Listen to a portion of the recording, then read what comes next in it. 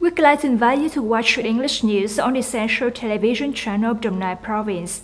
Ladies and gentlemen, right after the Treasury Secretary and President Dolam presented the President's decision to appoint 3 Deputy Prime Ministers and 2 Ministers, Prime Minister Phạm Minh Chính chaired a meeting, congratulated and recited to them.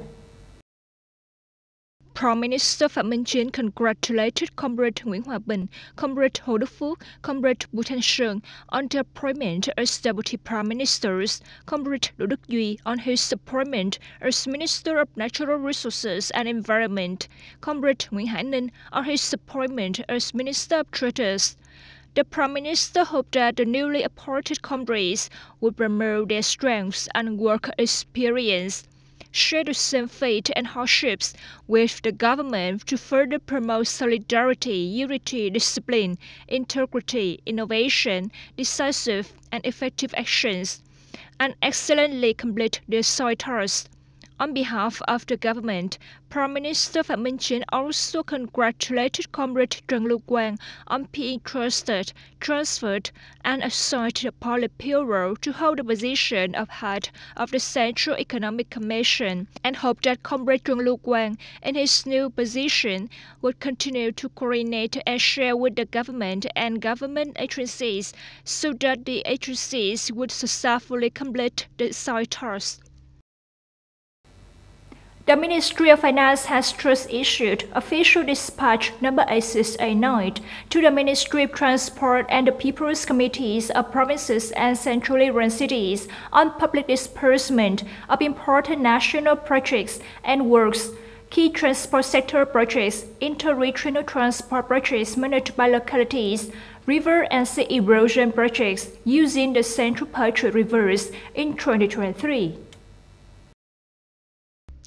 Accordingly, in order for the Ministry of Transport and localities to promptly and proactively deploy tasks and solutions to direct and urge the progress of implementation and disbursement of public investment capital in 2024, striving to achieve results of over 95% of the plan assigned by the Prime Minister, the Ministry of Finance publicly dispersed works and projects up to July the 31st. The projects dispersed were over 43,400 billion Vietnam dong, reaching 29.7% of the annual plan. Specifically, the progress of disbursement of the public investment capital plan in 2024 up to July 31st of 38 important national works and projects key to the transport sector dispersed 36,363 billion Vietnam dong, reaching 32.4% of the plan. 4 projects include North-South Expressway East Phase 2021-2025, Ministry of Transport reached 55.9%, Tuyên Quang Hà Giang Expressway, Tuyên Quang 54.9%, Hà Giang 100%, Cao Lãnh An Hữu Expressway 56.4%, Tiền Giang 70.3%. Under the Ministry of Transport and projects managed by localities have a disbursement rate of over 50% compared to the plan. Airports Corporation of Vietnam ACV proposed to build the second runway and level the ground of the T3 passenger terminal area at Long Thanh Airport instead of waiting for the second phase. That is the content of the submission for the appraisal of the pre-feasibility study report on the project to build a second runway and level the ground of the T3 passenger terminal area at Long Thanh Airport. According to ACV, the project to build Long Thanh Airport Phase 1 is being implemented, expected to be operational in 2026 with a scale of 1 runway, 1 passenger terminal, and auxiliary works to meet the capacity of 25 million passengers and 1.2 million tons of cargo per year. The capacity of Long Thanh Airport Phase 1 is similar to Nội Bài, Da Nang, and Tân Sơn Nhất airports. However, these airports have a second runway to avoid the entire airport being affected or closed when an aircraft incident occurs, runway maintenance or repair, and handling natural disasters.